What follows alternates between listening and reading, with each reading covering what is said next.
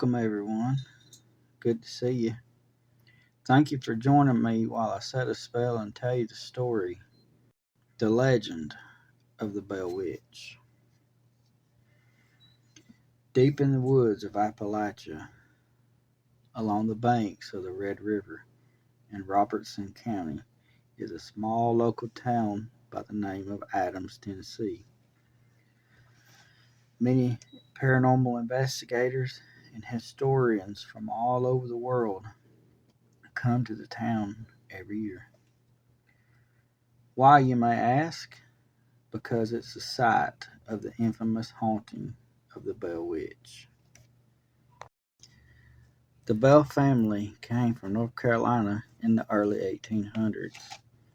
They moved to Adams, Tennessee between 1814 and 1815. John Bell purchased just enough land to build a house and a small farm. As he grew richer, he purchased more land to farm, and one day he discovered a strange cave, and that's when it all began. The legend begins in 1817 with a strange occurrence when John Bell saw a dog-like creature on his farm. John Bell drew his gun and shot at the creature, but to his amazement, it vanished in front of his eyes. Soon after, strange things began to happen there on the Bell family farm. Loud knocking noises, gnawing sounds, and even chains dragging across the floor could be heard. Soon it got worse. The witch began to pinch and pull their hair. To their horror, John Bell and his daughter, Betsy, received the most abuse from the witch. As Betsy and the other children slept, the old witch would pull the sheets from the bed. Poor Betsy got the most abuse. She was slapped so hard it made her head spin, pinched so hard it bruised her all over, and even stabbed her with pins.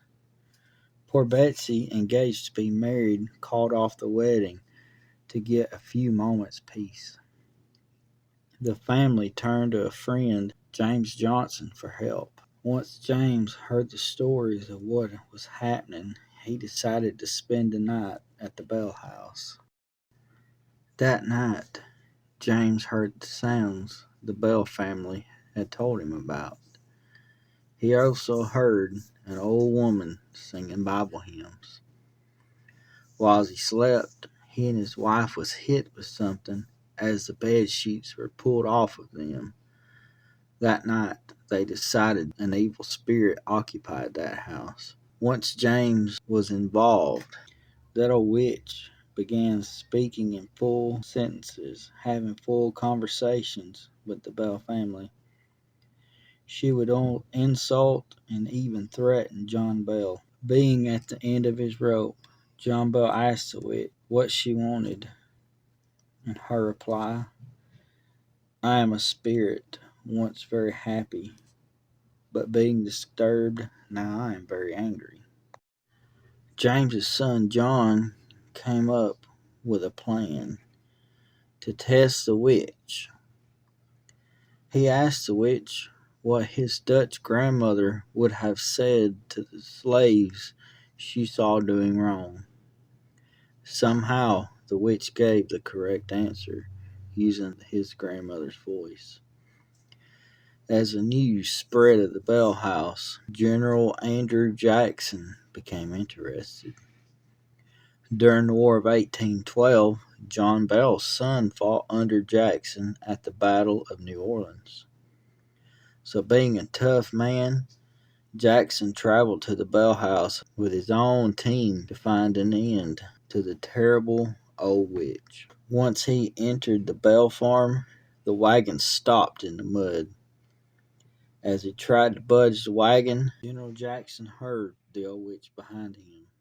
He turned to her, and to his surprise, he saw she was a disembodied floating figure. Once General Jackson and his team settled for the night, they were awakened by the self-proclaimed witch tamer shaking and convulsing as he screamed in agony. He was being repeatedly stabbed. Then suddenly the witch appeared before the man and threw him out the front door, calling him a fraud, and vowed to do the same to all frauds. Being a stubborn man, General Jackson refused to let his team leave until more was found. But clearly, General Jackson was truly afraid. As sunup came, he and his team left, never to return to the Bell House again. The hauntings got so bad, even the enslaved workers began being haunted.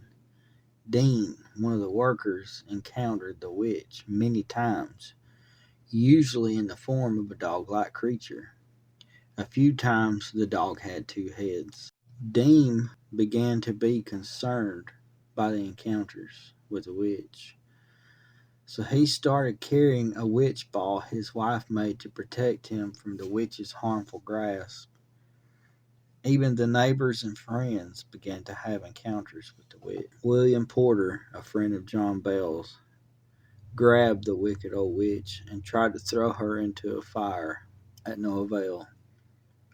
The massive weight and the foul smell of the witch's decaying flesh was too much to stand.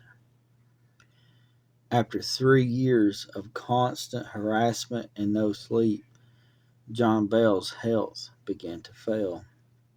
He became bedridden and passed away. On the day of John's death, December 1820, he was found dead in his bed.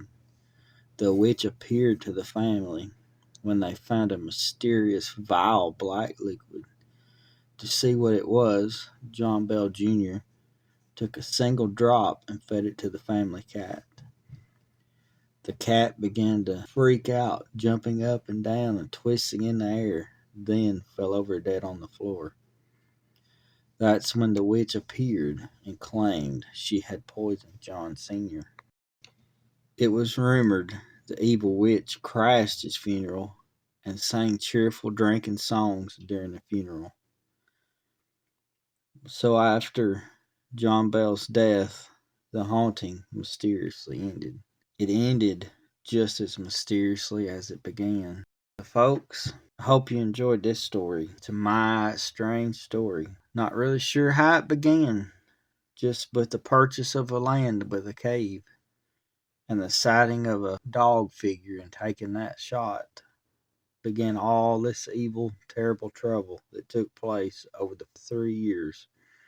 I want to thank y'all for coming out and listening to this tragic story that took place back in the 1820s.